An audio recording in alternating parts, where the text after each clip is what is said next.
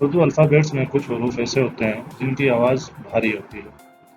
یہ پڑھنے میں اکثر کنفیوز کرتے ہیں کہ اس کا ساؤنڈ، اس کی آواز کس طرح ہوگی۔ تو آج کی ویڈیو ہماری انہی حروف کے حوالے سے ہے۔ ان حروف کو ہم کیسے پڑھتے ہیں، ان کا ساؤنڈ کس طرح ہوتا ہے۔ تو ویڈیو شروع کرنے سے پہلے ہم ایک چیز سمجھ لیتے ہیں کہ اردو میں دو طرح کے ہا ہوتے ہیں۔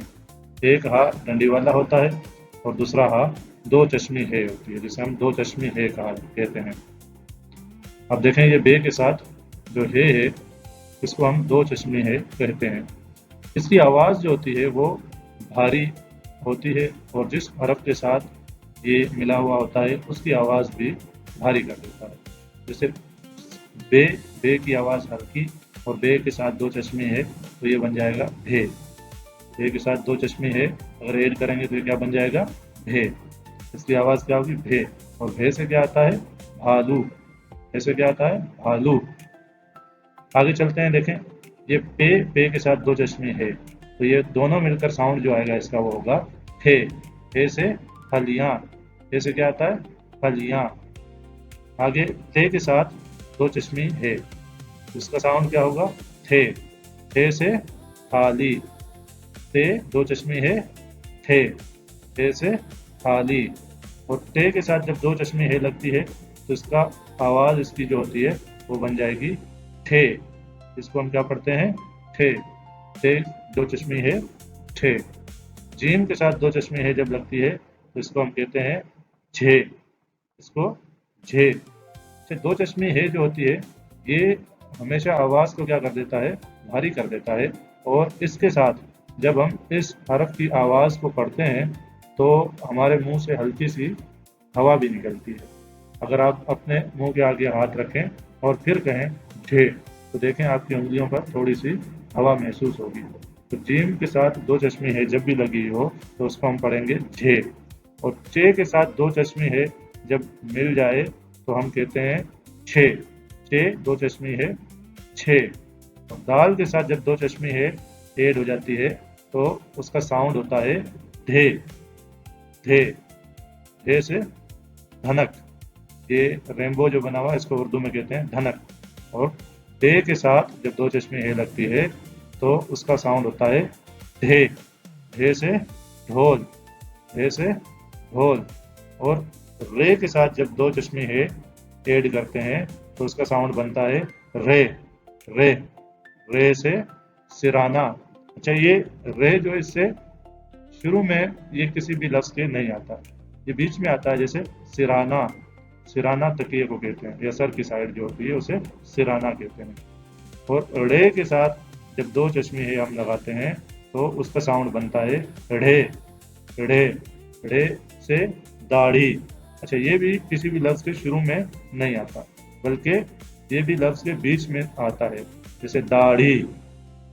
کاف کے ساتھ جب دو چشمی ہے مل جائے تو اس کی آواز ہوتی ہے کھے۔ کھے سے کھجور۔ کھے سے کھجور۔ اور گاف کے ساتھ دو چشمی ہے جب ایڈ کرتے ہیں تو اس کا ساؤنڈ ہوتا ہے گھے۔ تو ساؤنڈ ہوتا ہے گھے۔ اور لام کے ساتھ جب دو چشمی ہے مل جائے تو اس کا آواز ہوتی ہے لے۔ اس کی آواز کیا ہوتی ہے، لے۔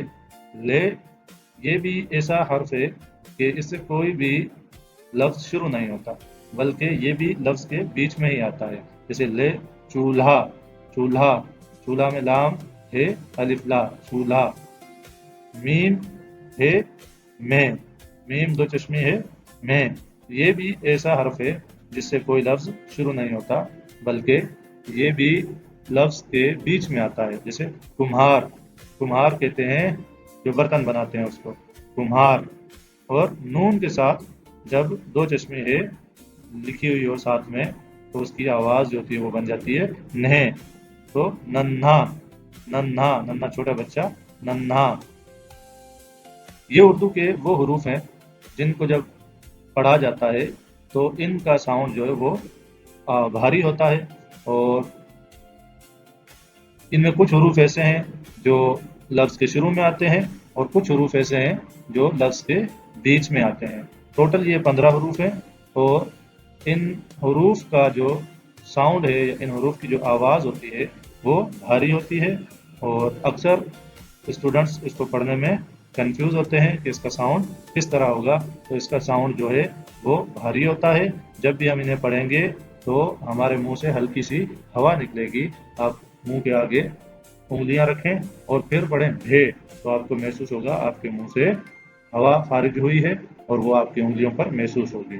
तो भे से भालू, थे से फलियां, थे से थाली, थे से ठेला, झे से झंडा, झे से झूला, छे से छड़ी, छे से छड़ी, हाल से धनक, ढे से ढोल, रे से सिराना, ढे से दाढ़ी, खे से खजूर और खे से खीर भी आती है।